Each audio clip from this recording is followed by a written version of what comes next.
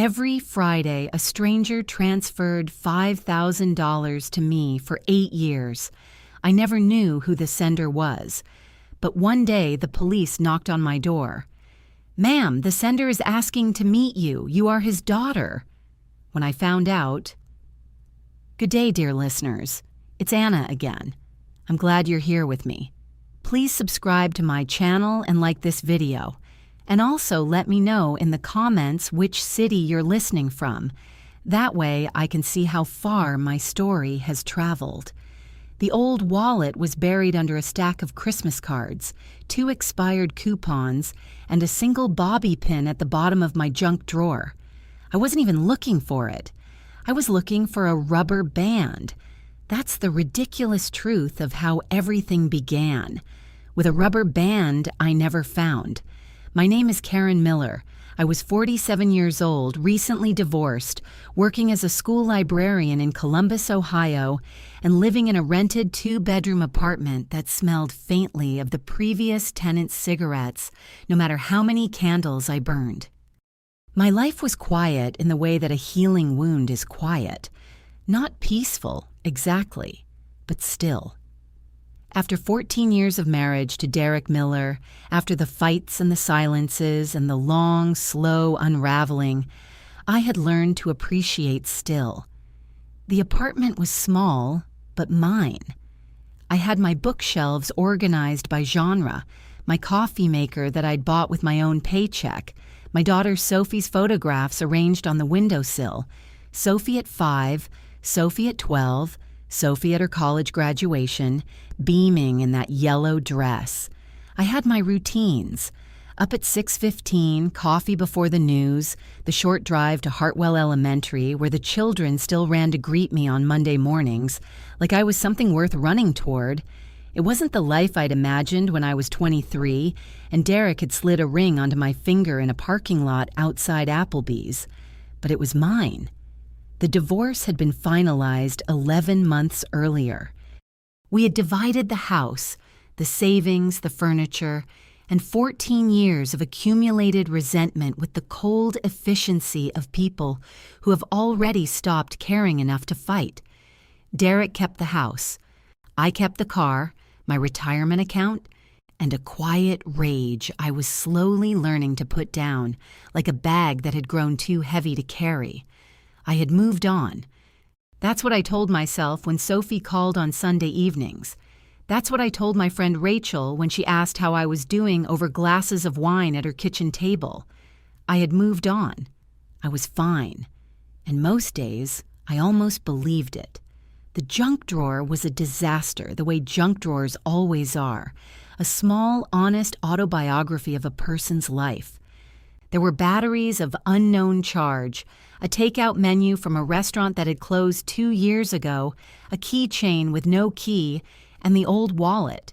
It was brown leather, cracked at the fold, and I hadn't seen it in at least 2 years. I'd replaced it after I found the newer one at a craft fair. This one had just drifted to the bottom of things.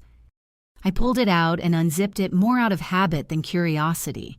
Inside, a Starbucks loyalty card with maybe 2 punches left, a grocery store receipt so faded it was unreadable, and tucked into the small side pocket where I used to keep business cards. A lottery ticket, a Powerball ticket, creased, slightly soft along the edges, dated 2 years and 3 months ago. I almost threw it away. I held it over the kitchen trash can for a full 2 seconds. The ticket pinched between my fingers, already leaning toward letting go. Why would I check it? It was 2 years old. The odds of winning the lottery were 1 in 300 million. I bought exactly 1 ticket that day. I remembered it vaguely, a Tuesday, stopping at the BP station on Morse Road for gas, deciding on a whim to spend $1. $1, 1 ticket. I had forgotten about it by the time I got home, but something stopped me. Maybe it was the librarian in me, the part that couldn't leave a thing unexamined. Maybe it was just boredom on a Sunday afternoon. I sat down at my kitchen table with my laptop and typed the Powerball website address. I checked the numbers once, then I checked them again. Then I sat very still for a very long time. The numbers matched, all 6 of them, every single one. I didn't scream, I didn't cry, I didn't knock anything over. I simply sat at my kitchen table in my apartment that smelled like someone else's cigarettes and stared at my laptop screen until the screensaver came on. And then I picked up my phone. The Ohio Lottery customer service line rang 3 times before a man answered. His name, he said, was Gary. He had the practiced warmth of someone who took these calls often and expected nothing unusual. I read him the ticket numbers. There was a pause. Not the kind of pause that means the person is thinking. The kind of pause that means the person has stopped breathing. "Ma'am," he said finally, and his voice was different now. Quieter, careful, like he was choosing each word off a shelf. "I'm going to need you to hold for just 1 moment." He put me on hold. A cheerful jingle played. I looked out my window at the parking lot below, at Mrs. Hendricks from 4B loading groceries into her hatchback, at a sparrow on the telephone wire, at my own reflection in the dark glass. Gary came back on the line 4 minutes later. "Mrs. Miller," he said. And he used Mrs. even though I had said Miss when I introduced myself. "The ticket you've described, if it is genuine and in the condition required by Ohio lottery regulations, you may be looking at a prize of $91 million. The sparrow flew away. Mrs. Hendricks closed her trunk. The world kept moving. I did not. I didn't sleep that night. I lay in my bed and stared at the ceiling and listened to the building settle around me, the pipes, the neighbor's television, the occasional car in the lot below, and I thought about the number. $91 million. I said it in my head the way you might say a word in a foreign language you don't speak yet, turning it over, trying to feel the shape of it. $91 million. It didn't feel real. It felt like a premise for a story, not a fact of my actual life. By 2 a.m, reality had begun to seep in through the edges. Not the good part of reality. The champagne and the relief and Sophie's face when I told her. The other part.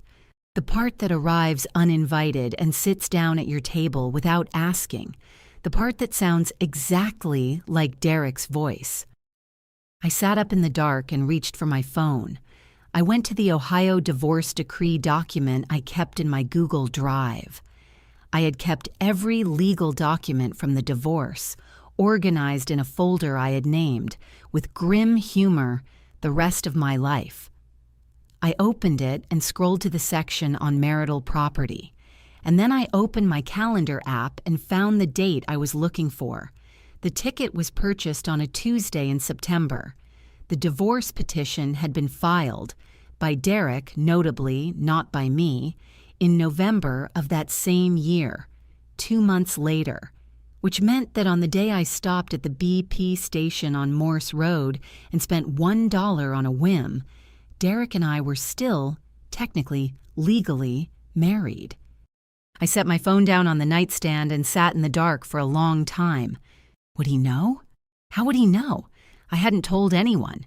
I had spoken only to Gary at the lottery office, and Gary had given me a case number and the address of the Ohio Lottery headquarters and told me to bring the original ticket and 2 forms of government-issued identification.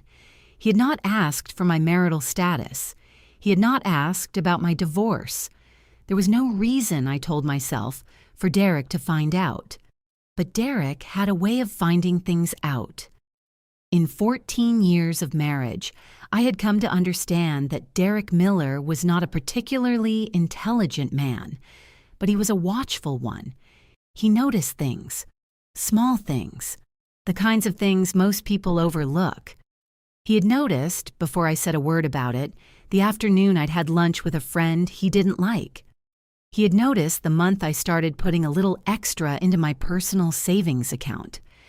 He had a talent for surveillance that was not born of love but of suspicion, and I had spent years living inside that gaze without fully realizing what it was. Now, sitting in my dark bedroom with a lottery ticket worth $91 million in the pocket of yesterday's jeans, I felt that gaze again.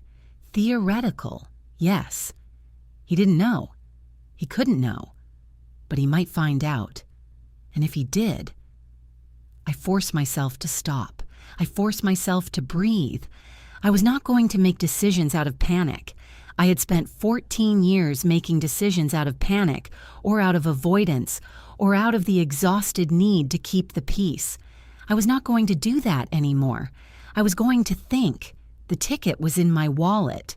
My wallet. I had bought it with cash I had taken from my own purse, from a $20 bill I had gotten as change from the grocery store. There was no record anywhere of a shared purchase. No joint account transaction, no check, no credit card. Cash. $1. My dollar. But my dollar and marital property are not always the same thing in the eyes of Ohio family law.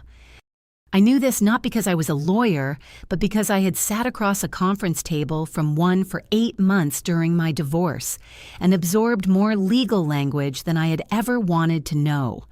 In Ohio, property acquired during a marriage, including lottery winnings, could be subject to equitable distribution, depending on the circumstances, depending on how a clever attorney argued it. And Derek's girlfriend, Claudia Reeves, was a real estate attorney. They had been together for 8 months.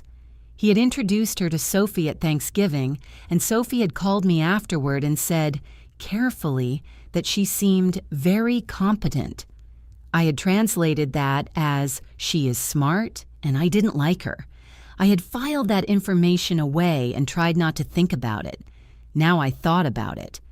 I got out of bed at 4 a.m. and went to the kitchen and made coffee and sat down at the table where, 12 hours earlier, I had checked those numbers for the second time. I took a legal pad from the drawer, the good drawer, not the junk drawer, and I wrote at the top, what I know, what I need to do. The first thing I wrote was, tell no one.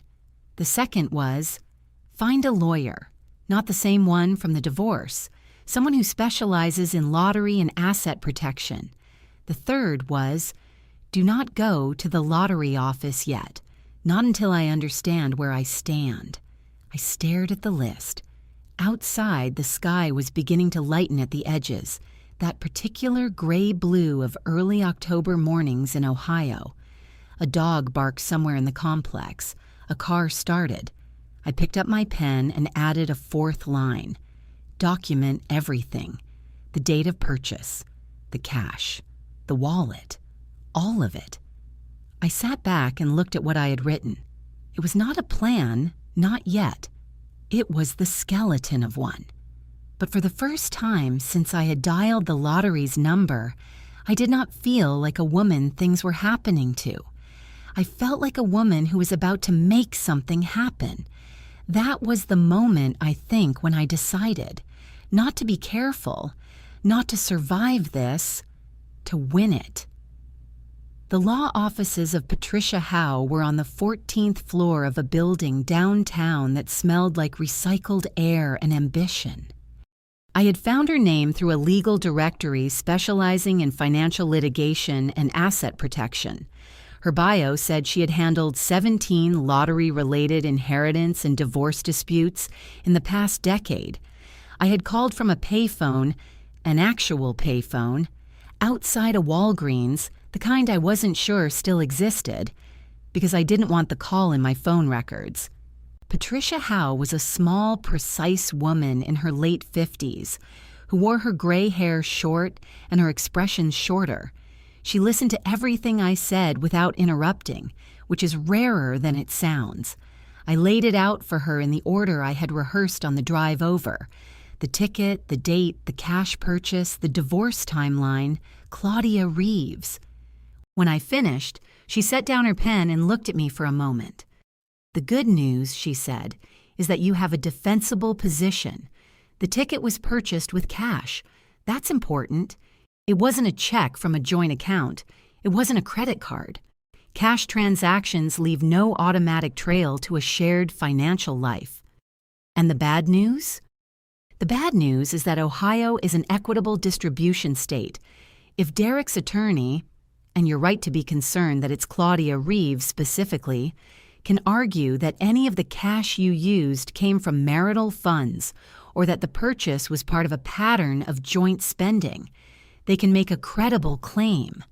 She paused. The ticket was bought during the marriage. That's the fact they'll anchor everything to. I looked out her window at the Columbus skyline, at the thin October light on the buildings. What do I need? Evidence, she said simply. You need to build a paper trail backward. Bank statements showing that the cash you used came from your individual income, not a joint account.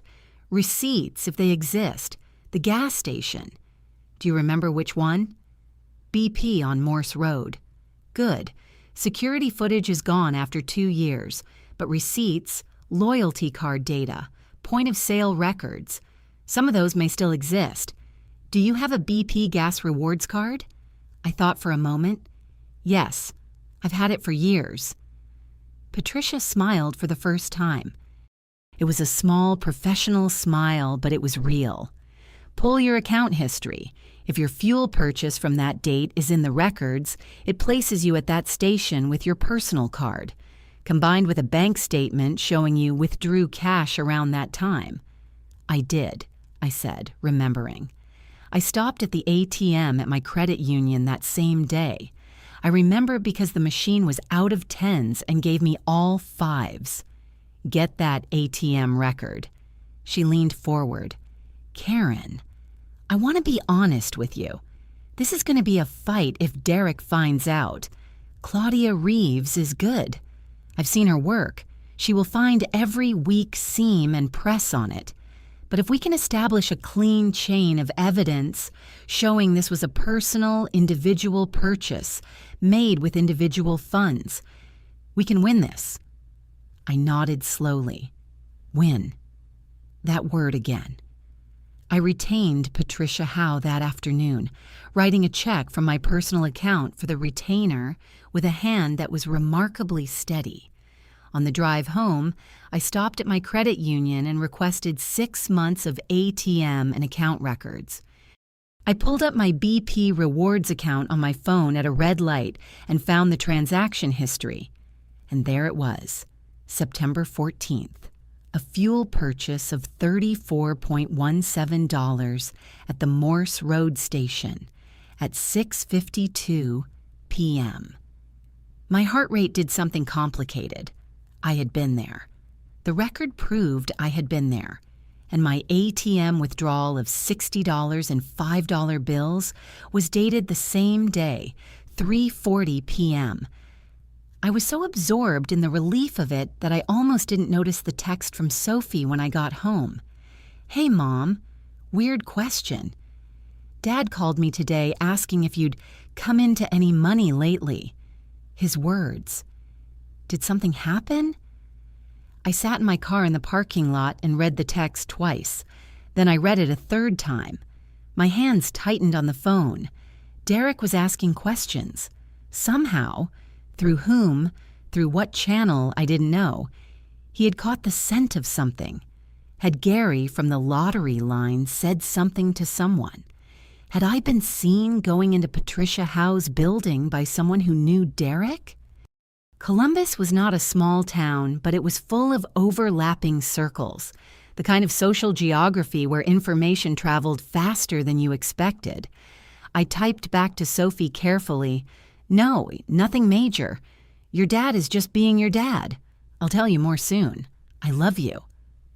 Then I went inside and photographed every piece of evidence I had. The ATM receipt, the BP app transaction, the lottery ticket itself, sealed in a plastic bag now, handled with cotton gloves on the advice of Patricia Howe, stored in the fireproof lockbox I had bought at Home Depot. And I sent the photographs to a secure cloud account. The point of no return, I realized, was not the moment I found the ticket. It wasn't even the moment I called Gary. It was this moment, sitting at my kitchen table, watching the dots on Sophie's text app come and go, knowing that somewhere across Columbus, Derek Miller was already moving. And so was I. Patricia filed the formal claim on a Thursday morning in October, 3 weeks after our first meeting. I presented myself at the Ohio Lottery Commission headquarters on Front Street with the ticket, authenticated by Patricia's own document specialist, my 2 forms of ID, and a folder of supporting evidence so thorough it made the lottery's intake officer blink twice when I slid it across the desk. "You came prepared," he said. "I always do," I said, which wasn't true, but I was learning. The Lottery Commission confirmed the ticket's validity that afternoon. $91 million pre-tax. The lump sum option, which Patricia had already advised me to take, came to approximately $54 million after federal and state taxes. Still a number so large it didn't fit cleanly in my mind. I kept trying to hold it and it kept slipping, like trying to carry water in your hands. Patricia had advised me that once the claim was officially filed, it would become a matter of public record within 10 to 14 business days. We had that window. We used it. She drafted an asset protection structure, a trust, specific accounts, documentation that would, in the event of a legal challenge, clearly demonstrate the ticket's origins as individual property. We were on day 9 when Derek called me directly. I hadn't heard his voice in 4 months. It was the same voice, pleasant, measured, with that slight flatness underneath it that I had once mistaken for calm and later understood was control. "Karen," he said, "I think we need to talk." "About what, Derek?" A pause. "I think you know." I was standing in my kitchen. I looked at the sparrow on the wire outside my window, or maybe a different sparrow, I could never tell, and I felt my heartbeat in my throat. "I don't know what you're referring to," I said evenly. "If you have something specific to say it." He exhaled. "Claudia is going to be reaching out to Patricia Howe's office. We filed a motion to contest the claim." There it was, out in the open, hard and bright as a coin on a table. I had known it was coming. Patricia had told me it would come. Knowing didn't make it easier. My free hand, resting on the counter, pressed flat against the tile. "That's between your attorneys and mine," I said. "Don't call me again about this." I hung up. 36 hours later, the motion arrived. Derek Miller versus Ohio Lottery Commission and Karen Miller, claiming that the winning ticket constituted marital property acquired during the legal marriage of Karen and Derek Miller, and requesting an injunction blocking distribution of the prize until the matter was resolved by the court. Patricia and I met that evening at her office. She read the filing with the quiet attention of a surgeon reviewing imaging results. "It's well constructed," she said, which I suspected was her version of, "This is going to be hard." Claudia knows what she's doing. She's framed it around the presumption of marital community. The argument is that all assets acquired during a marriage, absent explicit prenuptial agreement, excluding personal windfalls, are subject to equitable review. Can she win with that? In front of the wrong judge, possibly. Patricia set the papers down. "But we have the ATM record, the BP transaction, and a paper trail showing that the cash used was your individual income from your paycheck 2 days prior. Our position is solid." The preliminary hearing was set for 3 weeks out. In the meantime, Derek and Claudia escalated. Claudia called Sophie, which I learned from Sophie, who was furious and confused, and told her that her mother had hidden a significant asset during divorce proceedings, and that this was a legal and ethical issue that affects the whole family. Sophie texted me in all caps. She was 22 and sharp, and she loved me, and they had gone after her like she was leverage, which is exactly what she was to them.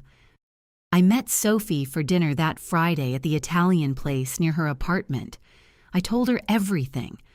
I watched her face move through shock, disbelief, anger, and something that looked, at the end, like fierce, quiet pride. "They called me to pressure you," she said flatly. "Yes." "That's disgusting." She stabbed a piece of pasta. "What do you need me to do?" "Nothing." "Stay out of it. Let me handle it." She looked at me for a long moment. "You're going to win, aren't you?" It wasn't a question. The preliminary hearing lasted 40 minutes. The judge, a quiet, meticulous woman named the Honorable Sandra Breck, reviewed the initial filings and denied Claudia's request for an emergency injunction blocking distribution. It wasn't a victory exactly. It was a stay of battle. But it meant the money was not frozen. It meant I still had time. After the hearing, I drove home and did not go anywhere for 3 days. I took sick leave from the library. I wore the same sweater for 2 days in a row. I ate soup and watched old episodes of Frasier and let my nervous system do whatever it needed to do. I had been braced for a fight for weeks. I needed, just briefly, to put the armor down.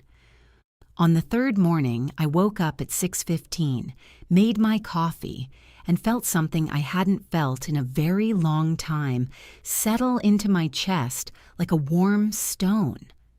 I was ready. The call came on a Tuesday through Sophie, which was exactly how I expected it to come. Derek had learned, I suspected, that direct confrontation was not working.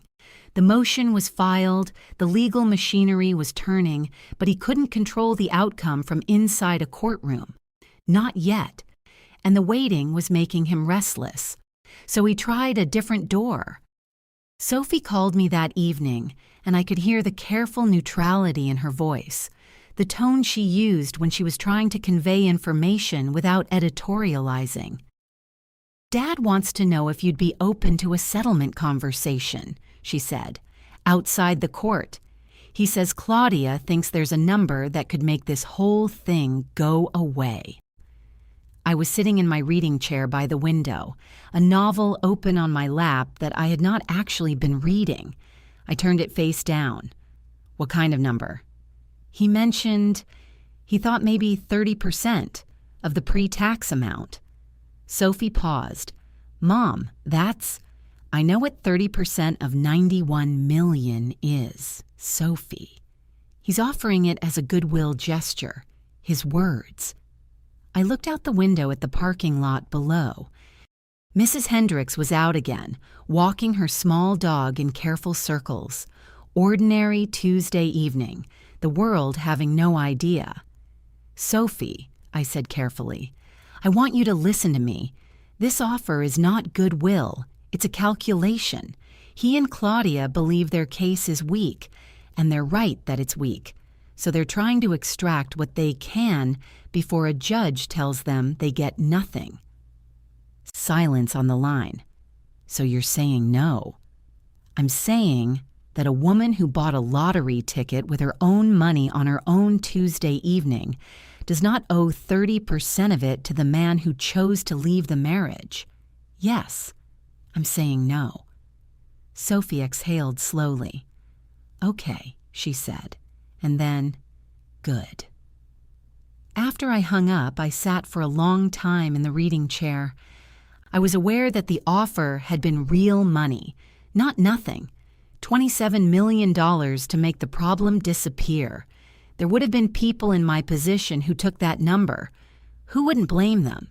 The stress of litigation, the exposure, the cost. I understood the math of capitulation completely. But I also understood something else. If I gave Derek Miller $27 million that he had no right to, I would be handing him not just money, but a story. The story of a woman who, When pressed, folded, and I was done being that woman. I called Rachel the next morning. Rachel Okafor had been my closest friend for 11 years, since we had ended up in adjacent chairs at a school district professional development seminar and bonded over shared horror at the PowerPoint presentation. She was a fifth-grade teacher, pragmatic and funny, and constitutionally incapable of softening hard truths. She was the right person to call. I told her everything at her kitchen table, over the same table where we'd had wine, and she'd asked how I was doing, and I'd said fine. She listened the way she listened to everything, fully, without fidgeting, her hands wrapped around her mug. When I finished, she said, "You've been carrying this alone for a month." I didn't want to put it on anyone. "Karen." She looked at me steadily. "You need to let people love you. Let me love you. What do you need?" I thought about it genuinely. I need someone who is not a lawyer to tell me I'm not crazy. "You're not crazy." She said it immediately without hesitation. "You bought a ticket. You won. It's yours."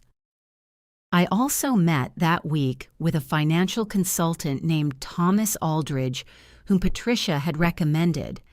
A quiet, organized man who specialized in sudden wealth management and had the soothing affect of someone who had genuinely seen it all.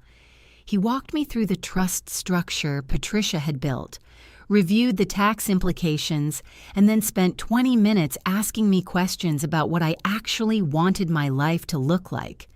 No one had asked me that yet, not even Patricia. Thomas sat across a conference table from me and asked what I wanted, and I had to stop and actually think about it. "A house," I said first, "not a mansion. A house with a good kitchen and a yard and no cigarette smell." He wrote it down, which made me like him immediately. "And I want to fund something for school libraries," I said, surprising myself slightly.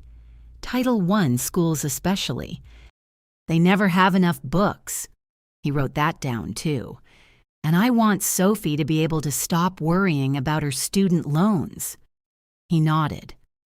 I looked out Thomas's conference room window at the sky. Derek and Claudia were out there somewhere, watching, waiting, planning their next move. But in here, in this room, I was doing something they couldn't see and couldn't touch. I was building the life I wanted to have after this was over. I was deciding it into existence. That, I realized, was its own kind of winning, and I hadn't even gotten to the courthouse yet. They came on a Saturday morning, which felt deliberate. Saturday is softer than a weekday. People are in their weekend selves. Their guard is lower. Their kitchens smell like coffee and toast.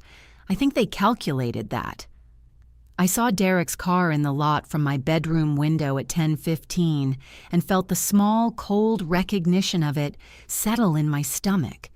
He drove a silver BMW now, something he'd gotten after the divorce, a purchase that had required him to refinance the house he'd fought so hard to keep. Claudia's white Range Rover was parked beside it. They buzzed from downstairs. I considered not answering. Then I considered what it would mean if I didn't, the narrative it would create, the she's hiding of it. And I pressed the button. I left the door to my apartment open and went to the kitchen to pour myself a second cup of coffee. By the time they knocked and came in, I was leaning against the counter with the mug in both hands, wearing a cardigan and my reading glasses on my head, looking, I hoped, like a woman who had been interrupted mid-Sunday Times and was mildly inconvenienced by it. Derek looked the way he always looked, tall, neatly dressed, his face arranged in the pleasant open expression he used when he wanted something. He'd always been handsome in a forgettable way, the kind of man who photographed well but left no impression when he left a room. Claudia Reeves was not forgettable. She was 41, dark-haired, with the precise posture of someone who had decided a long time ago that physical presence was a professional tool. She wore a camel coat and no jewelry except small gold earrings. She looked at my apartment with the quick, evaluative glance of someone who does property assessments, and I saw what she saw: small, rented, dated. I watched her recalibrate, settling into the assumption of advantage. "Karen," Derek said warmly, "thank you for letting us up." "I almost didn't," I said pleasantly. "Coffee?" They sat on my couch in my apartment that smelled now of lavender diffuser and old books, and Claudia set a slim leather portfolio on her knee with the casual confidence of someone who wants you to notice it. "We thought a face-to-face conversation might be more productive than going through attorneys," Derek said. He had rehearsed this. I could hear the seams. "We're not here to fight, Karen. We're here because we care about finding a resolution that works for everyone." I looked at him over the rim of my mug. "Everyone," I repeated. "This situation," Claudia took over smoothly, "has the potential to become very public, very drawn out, and very expensive for everyone involved. The legal fees alone, at trial, would be substantial. The press attention, once it fully breaks, will be intrusive." She paused to let that settle. "We have a counter-proposal that we think is genuinely fair." She opened the portfolio. Inside was a document. 3 pages, already printed, with tabs for signatures. 40%, she said, of the net post-tax award. That's approximately $21 million. In exchange, Derek withdraws the motion, all litigation ends, and the matter is sealed. I did not look at the document. I looked at Claudia. $21 million was a different number than 30% of pre-tax. It was a smaller number, actually. They had revised down, not up, which told me everything about how their confidence in the case had shifted since the preliminary hearing. They had gone from 30% of $91 million to 40% of $54 million. The math was worse for them than the percentage made it sound. They were retreating and calling it a negotiation. "Karen," Derek said, and his voice shifted. Softer now, the register he used when he was trying to access something personal. "We were married for 14 years. I'm not your enemy. Whatever happened between us, I don't want this to turn into a war." I set my coffee mug down on the counter with a quiet click. "Derek," I said, "I want to make sure I understand the situation clearly. You are sitting in my apartment, on my couch, offering me a portion of money that is entirely mine, in exchange for not continuing a legal challenge that has no merit." I tilted my head slightly. "Is that correct?" Claudia's expression tightened at the edges.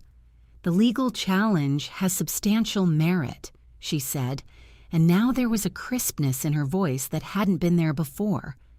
"Ohio courts have consistently—" "Patricia Howe's analysis differs from yours," I said, "and so does Judge Breck's preliminary reading based on her denial of your injunction request."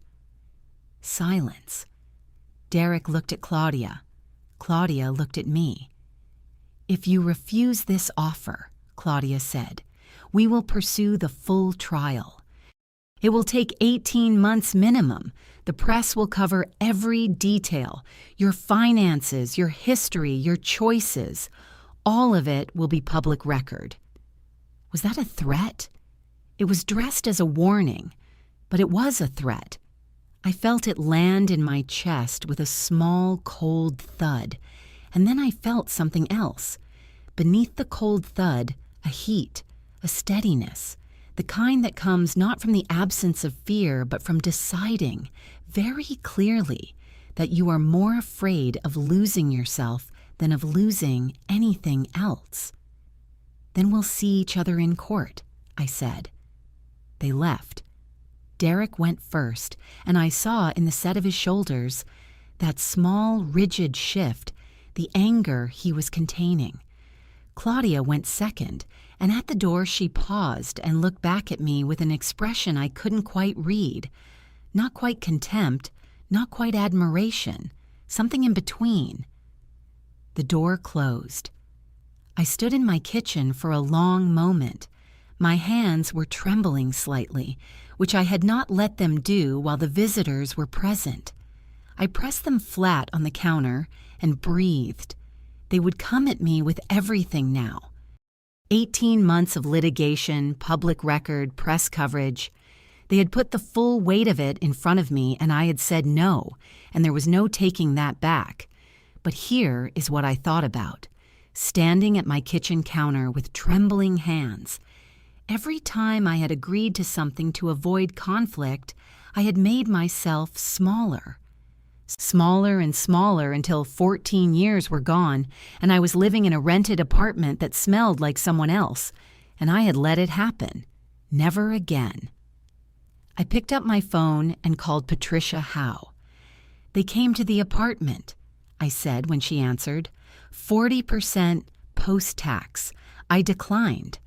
A pause. "Good," she said. "We go to trial." "Yes," I said. "We go to trial." The courtroom on the morning of the trial was smaller than I had imagined. Not the grand wood-paneled chambers of television dramas, but a functional, fluorescent-lit room with industrial carpeting and a smell of old paper. Judge Sandra Breck entered at 9:02 a.m., and the room arranged itself around her in the way rooms do when authority enters without announcing itself. I sat at the plaintiff's table with Patricia on my left and a yellow legal pad in front of me on which I had written, at the top in block letters, the date I had bought that ticket. September 14th. I didn't need to write it. I knew it better than my own phone number, but seeing it there, in ink, on paper, made it real in a way that no amount of mental preparation had. Derek and Claudia sat at the respondent's table to our right. Claudia was representing him personally, which Patricia had privately told me was a tactical mistake. Attorneys should not represent people they are emotionally involved with because objectivity requires distance, and Claudia had none. She was too close to the desired outcome. She would push too hard and too personally, and pushing too personally in front of a judge who had spent 30 years reading people for a living was not an advantage. Claudia opened the respondent's case with a concise, polished argument. The ticket was purchased during a legal marriage. Ohio equitable distribution law created a presumption of shared ownership. Absent an explicit prenuptial agreement excluding personal lottery windfalls, the court should apply the standard marital property framework. She was good. I had to grant her that. She was precise and controlled, and she knew the statutes cold. I watched Judge Breck take notes in her small, even handwriting, and I felt the familiar cold weight in my stomach. Then Patricia stood up. "Your Honor," she said, "the respondent's argument rests on a presumption, the presumption of marital community. Our evidence will demonstrate that this presumption is rebutted by clear and specific documentation establishing that the ticket in question was purchased with individual, non-marital funds at a specific time and location on a specific date." She presented the evidence in order. First, my credit union ATM withdrawal of $60 on September 14th at 3:40 p.m. from my individual account, not a joint account, my account, which had been established in my name alone 3 years before the marriage and had never been merged. Second, the BP rewards card transaction at the Morse Road station at 6:52 p.m. the same day, $34.17 in fuel, establishing my presence at the location. Third, the register data Patricia's team had obtained from BP's point-of-sale archive. A subpoena had retrieved the detailed transaction records for that terminal, that date, that time window. The lottery ticket purchase was there, One Powerball ticket, cash transaction, 6:54 p.m. 2 minutes after I paid for my gas. $1, cash. From the 60 I had withdrawn that afternoon. The chain was clean. Every link was documented. The money had come from my account to my hand to the register, and not a cent of it had touched anything joint. Judge Breck examined each exhibit with the deliberate thoroughness of someone who is not going to be rushed. I watched her. I could not read her face. I had never been able to read people the way Derek had, but I had learned in the past few months that you don't need to read a situation if your facts are solid. Solid facts are self-reading. Claudia's cross-examination was where things began to come apart. She challenged the ATM record first, arguing that cash withdrawn from an individual account could still be considered income earned during the marriage and therefore marital property. Judge Breck asked her a clarifying question about the specific Ohio statute she was citing. Claudia answered with Section 3105.171, the equitable distribution provision, and then added a citation to a 2019 appellate case that, she said, supported her interpretation. Patricia was on her feet immediately. The 2019 case Claudia had cited, Harmon versus Harmon, had been decided in favor of the individual account holder, not the contesting spouse. Claudia had cited a precedent that argued against her own position. The room was very quiet for a moment. "Counselor," Judge Breck said, in the tone of a woman who does not raise her voice because she doesn't need to, "are you familiar with the outcome in Harmon?" A pause that lasted exactly 1 second too long. "Your Honor, I believe the relevant portion of Harmon established that cash from a premarital individual account, absent evidence of commingling, retains its individual character. Is that not the holding?" Another pause, shorter this time, but harder. "The respondent's position is that commingling is implied by—" "You have no evidence of commingling," Judge Breck said, not unkindly, simply as a fact. That was the moment. I felt it, not a dramatic crack, but a shift, the way the light changes when a cloud passes. Claudia recovered her composure in approximately 3 seconds, which was professionally impressive, but she had lost something she couldn't get back, the judge's confidence in her command of the case. And then Derek made it worse. He had not been scheduled to speak. Patricia had specifically prepared me for the possibility that Claudia would not call him to testify, because a weak witness is worse than no witness. But Derek, who was a watchful man but not finally a patient one, leaned forward and said something quietly to Claudia, and Claudia shook her head, and he said it again, louder this time. "I want to say something," he said, addressing not Claudia but the judge directly. Judge Breck looked at him over her glasses. "Mr. Miller, you are represented by counsel. If you wish to testify, your attorney—" "She bought that ticket to spite me," he said.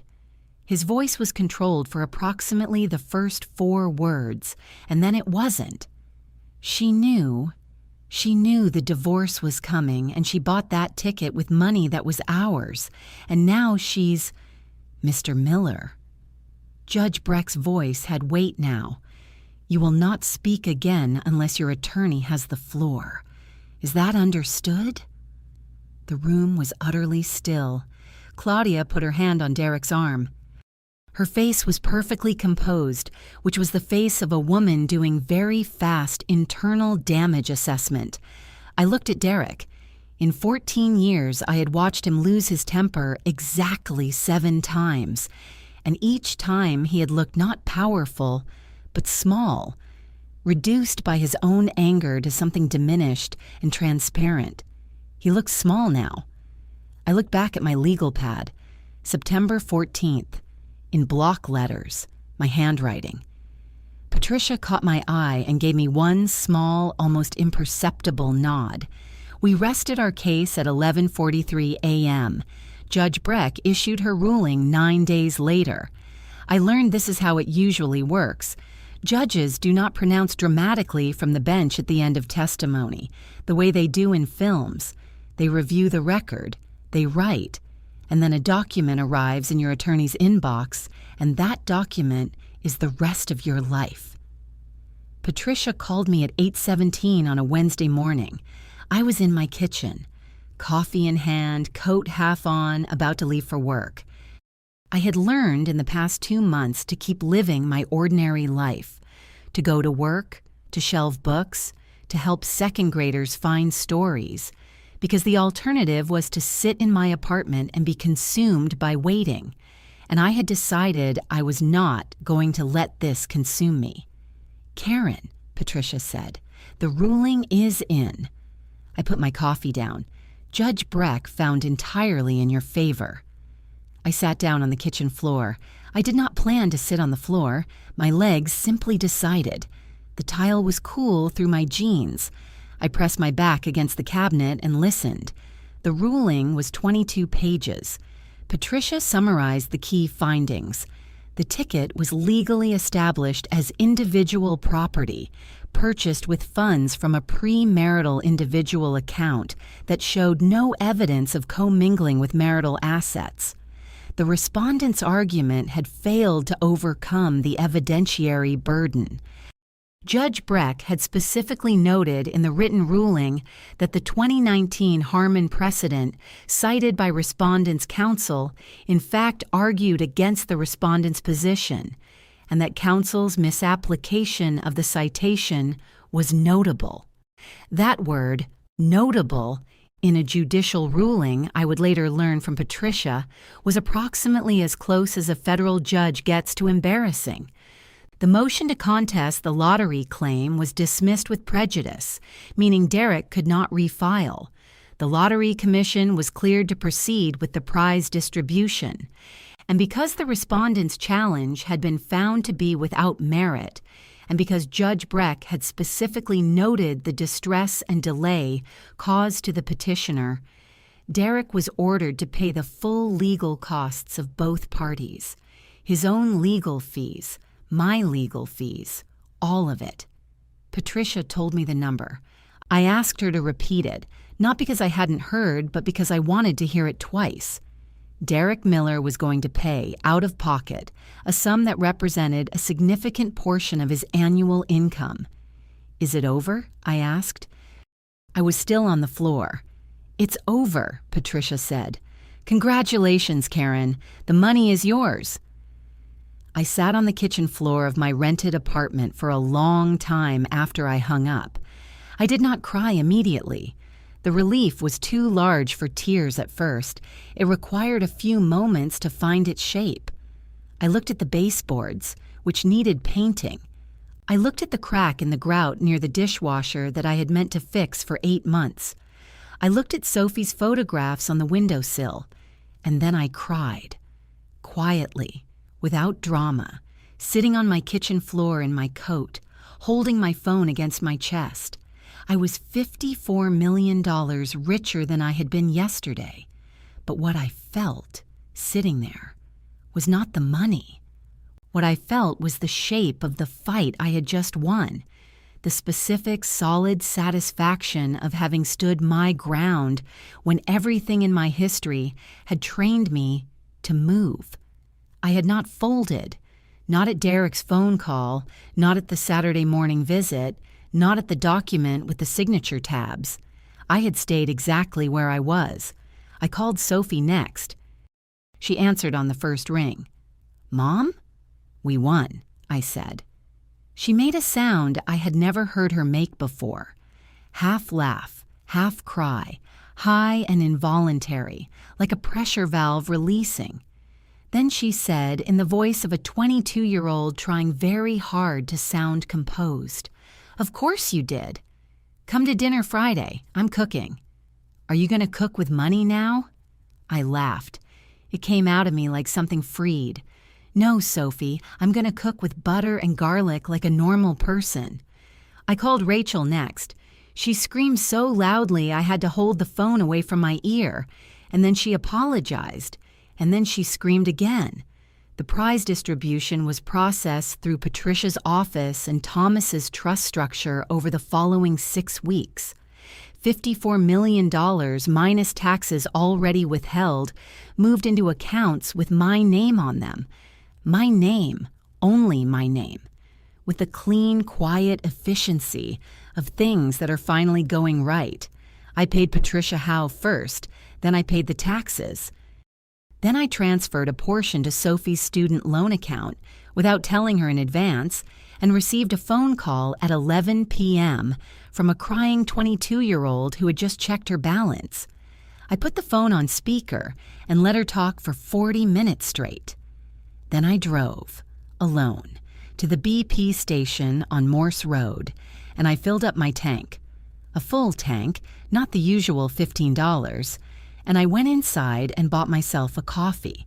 The same fluorescent lights, the same rack of chips and candy by the door, the same small, ordinary American convenience store where, 2 years and 3 months earlier, I had reached into my purse on a whim and changed everything. I stood in the parking lot with my coffee and looked at the street. Tuesday evening rush hour, the world having no idea, the world getting on with itself. I got back in my car and drove home. I bought the house in March, a craftsman bungalow in Bexley, on a street with old oak trees, 4 bedrooms, a kitchen with windows on 2 walls, no cigarette smell, just wood and plaster and possibility. Sophie came over the first weekend with Marcus and wine, and we ate takeout on the floor because the furniture hadn't arrived. I watched my daughter laugh in a house that was mine and understood. I wasn't rebuilding the old life. I was building something new. The Karen Miller Foundation launched in May, funding 23 Ohio schools with new books, and in 3 cases a librarian's salary budget cuts had eliminated. I sat in those libraries and was glad, simply, completely glad. I left Hartwell Elementary that spring. One child's card read, in green crayon, "You're the best." It went on the refrigerator. I traveled, Portugal, Japan, came home each time fuller than I'd left. Derek's finances collapsed. The house went to short sale. He took a second job at a mattress warehouse. Claudia received a formal censure and a 2-year federal court suspension. 18 months after the ruling, I was in my Bexley kitchen, the radio on. A song I had loved when I was young. I found myself dancing, just my shoulders, while I stirred the sauce. There it is. There is the life, built with stubbornness and the refusal to become smaller than I actually was.